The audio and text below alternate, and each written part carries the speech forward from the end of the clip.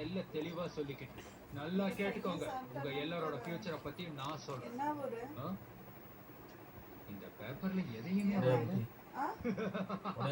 இதுதான் பிரமாதமா இருக்கு. கனவு காணாம இருக்கிறது தான் எல்லாருக்கும் நல்லது.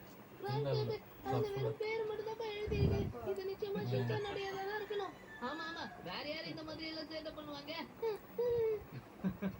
இந்த பையன் தான் புத்திசாலியா தெரியும். ஷின்சான் நோஹாரா.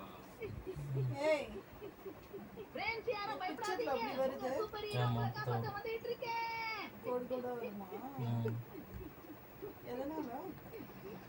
அது பிக்சர் பண்ணு. ஷின்சான் என்னாச்சு? அது இயற்கை அழைப்பு அர்ஜென்ட். ஆனா அதை விட ஃப்ரெண்ட்ஸை காப்பாத்துறது முக்கியம். இதோ வந்துட்டே இருக்கேன்.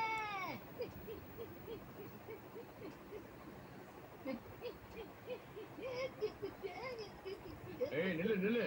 நீ உள்ளலாம் போக கூடாது. உங்களுக்கு என்ன பத்தி தெரியாது. நான் அந்த ஸ்கூல்ல சேர்ந்த பையன்தான். என்ன ஸ்கூல் பையனா இருந்தாலும் உன்னால இப்ப உள்ள போக முடியாது தம்பி. நான் ஃப்ரெண்ட்ஸை காப்பாத்த சூப்பர் ஹீரோ வந்திருக்கேன். என்னை யாரும் தடுக்க முடியாது. உன் ஃபீலிங்ஸ் எனக்கு ரொம்ப நல்லாவே புரியுது. ஆனா முதல்ல நீ இந்த இடத்தை விட்டு போயிடு. சுஜி அடச்சே. யோசினாக்கா மேம், இவனை தோக்கடிக்க எனக்கு ஒரு ஐடியா வந்திருக்கு. ஓகே சொல்றேன் உங்களுக்கு.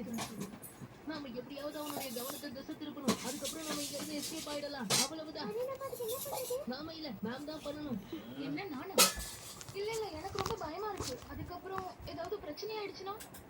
ஒண்ணும் ஆகாது மேம். நீங்க எப்படியாவது அவனுடைய கவனத்தை திசை திருப்பிடுங்க. நாங்க எப்படியாவது பின்னாடி வந்து அவனை அட்டாக் பண்ணிடுறோம். அதுக்கப்புறம் நம்ம இங்க இருந்து தப்பிச்சு போயிடலாம். சரி நான் ஏதாச்சும் யோசிக்கிறேன். என்னாச்சு?